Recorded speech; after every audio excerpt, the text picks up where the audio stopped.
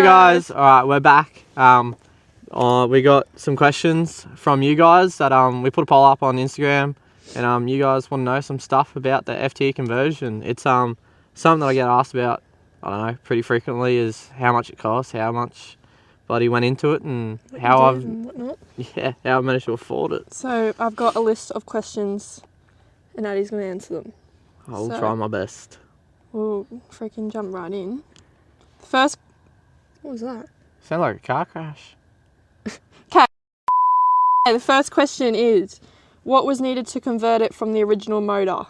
Alright, so FTE to 80 series is pretty damn simple. All we needed to do was rip out the old 1HZ, and then chuck in the FTE by just moving the motor mounts forward.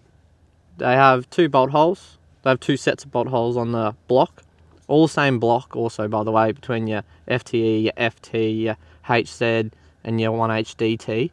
All the same block. So all we did was just move the mounts forward from the original 79 series mounting position, and we put them on the front ones. That gave us the ability to just bolt straight into the factory 80 series mounts on the actual chassis itself.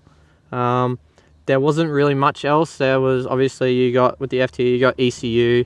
We had to run a modified 80 series to FTE wiring loom just to get my dash cluster working. We also had to go through and had to install the EDU, so need that for the motor to run. Had to upgrade my earthing system in my engine bay, because FTEs are real big on faulting if there's no earth system in it. And just like little stuff like the alternator video, we touched on the fact that for my RPM gauge to work, I need to actually run a signal wire down to the back of my alternator. And that's pretty much it. It's not a whole lot goes into it. It's a matter of just pulling the old one out, adjusting the engine mounts. FTE will slot straight in. Just make sure you buy a clutch and flywheel that matches your spline on your gearbox, but all Toyota gearboxes in the Land Cruisers will fit if they're manuals. That was a lot. Yeah, there's not too much, but there's a bit that goes into it. Along with that question is, where did you get the parts, or where did you get most of the parts from to do the conversion? So when I bought the motor, I kind of got lucky. I was sitting in a car park at Woolies and scrolling through Marketplace, found it. We got the motor, the full engine wiring loom with ECU and EDU. Had to also it came with a turbo, came with already plus 30 injectors in it. And I got the intercooler system because I had a real cheapskate one from back in the high school P-plater days that I had on the HZ. So I upgraded that to a PDI front mount intercooler. They make a kit for an 80 series converted FTE. And then there wasn't much else. Because I was a bit of a dumbass, I ordered the PDI one, but without the forward-facing inlet manifold piece. So I got that from HD. And that's pretty much all the parts I needed to convert it. Also bought a 1300 Newton meter MPC clutch as well to go with it, with a billet flywheel. Okay. Next question is, did you do it yourself, and could anyone do it, or do you need to be switched on with cruisers? Yes, did it myself over bloody 6-month period in the shed, just at home. Our old boy had already converted his 80 series bloody, I don't know, it'd be 17 year ago now. He converted an 80 series with an FTE. So he knew a bit, and then his mate, we'll touch on later, but he helped me out with the building of the motor kind of deal. He just phone knowledge of him, Dad's experience, and then I don't know, I just give it a shot and I managed to make it work. The wiring though, Dad would not be a part of, so I had to tackle that myself. Number 3, what things did you do while it was out to prevent maintenance further down the road? Okay, so again, being a rushed, me trying to get all excited and rushing it a bit, I didn't really take the maintenance side too seriously, and I ended up in a bit of a shit there. So we'll answer that question further down. Yeah, so anyway, maintenance side, didn't really do much. Didn't do any, honestly. The motor was $215,000 when I bought it.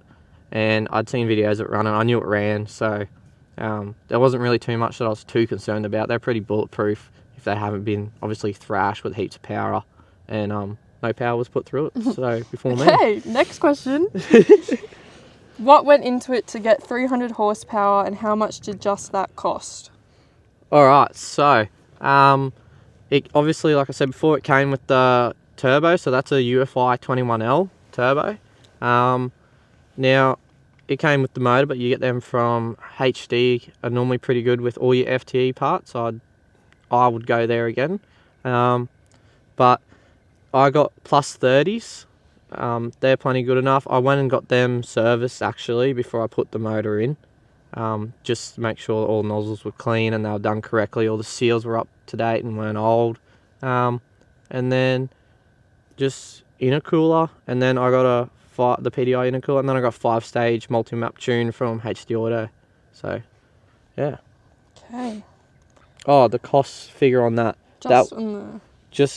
Okay, so, well, because I got turbo injectors and all that, that was only $3,500 for all that. So $3,000 for the multi-map tune, and $1,900 for the intercooler, and then $500 for that inlet because I messed up when I bought my intercooler system.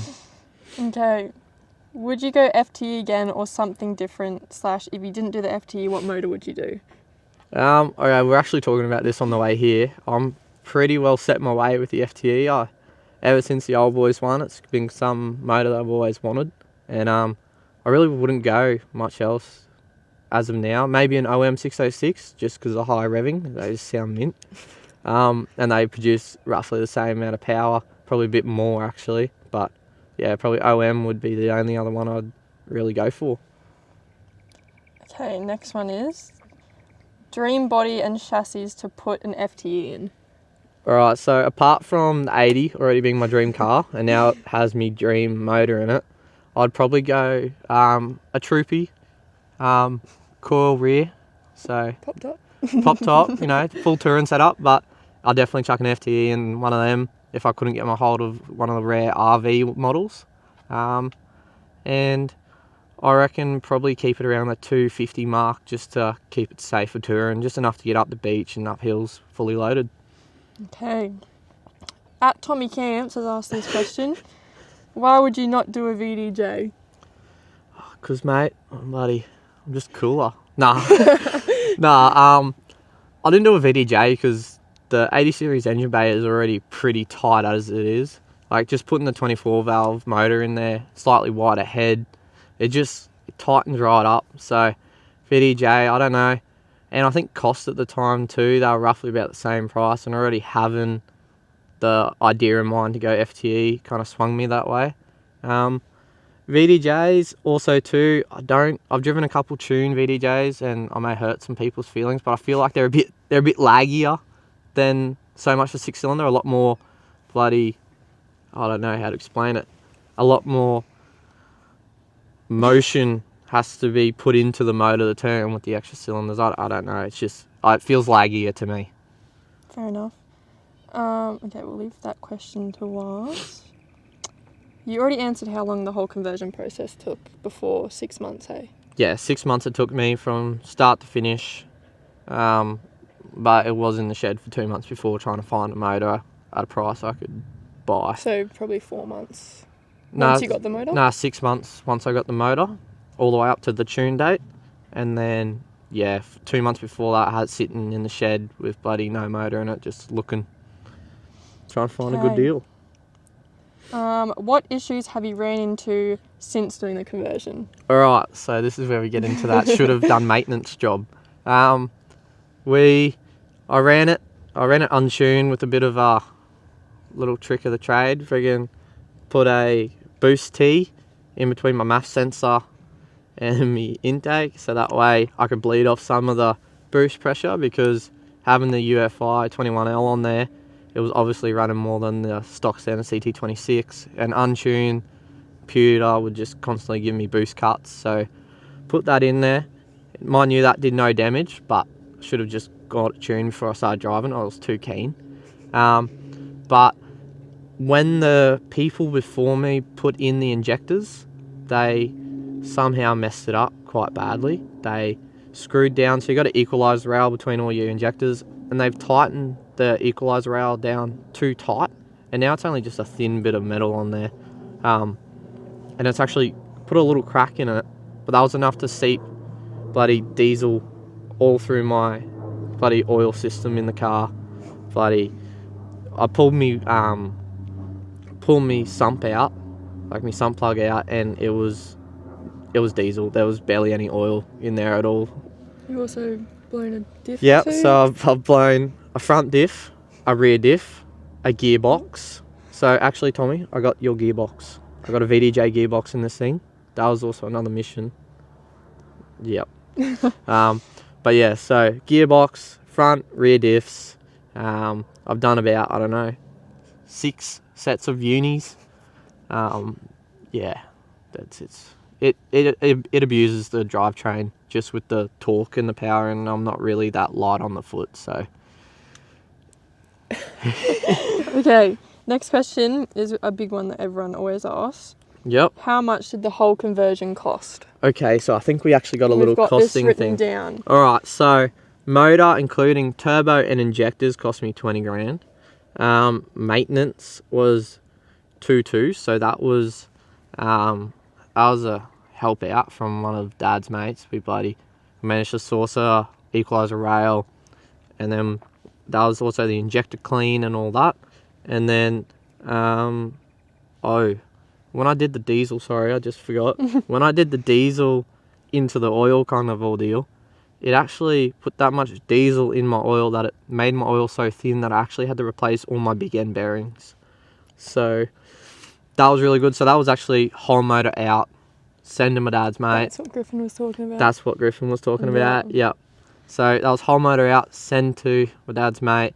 He helped me out there and bloody did me a good deal. But yeah, whole big end bearings all the way through. If people know it, they're not actually a bearing, they're kind of just like a sleeve that goes around your crank, in between your crank and your conrod.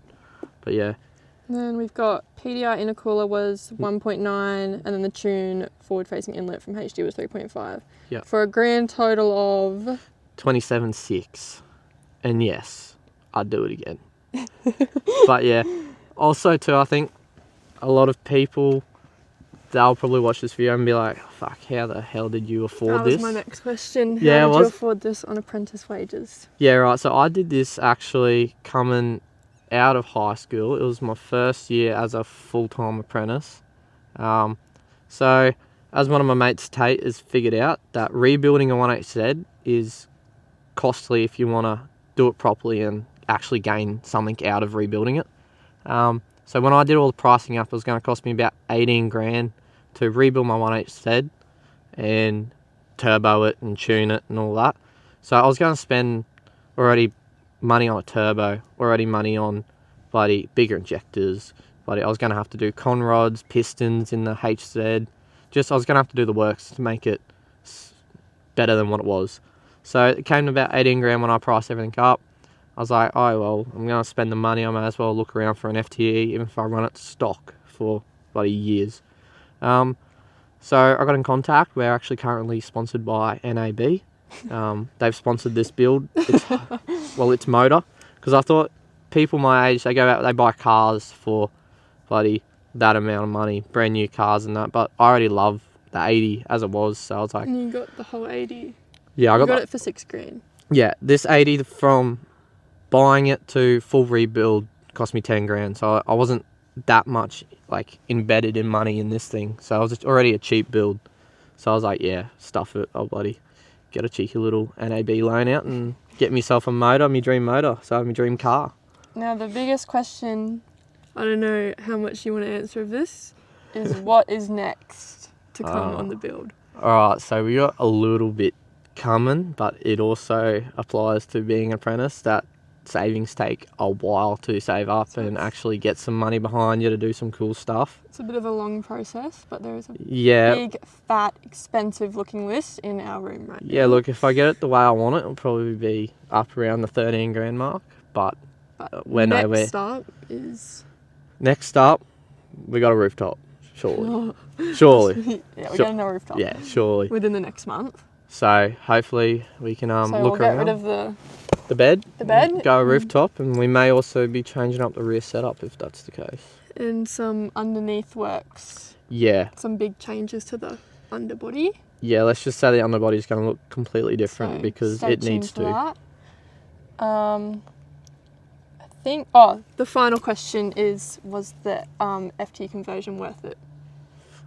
Fuck yes. Yeah. It was so worth it. I don't think I would have as much fun, but it just, I don't know. Cool. It's cool. You go with mates cool. and you always put a smile on their face, and also All the little big kids on the side of the road. Yeah, go past, give them a cheeky limmy.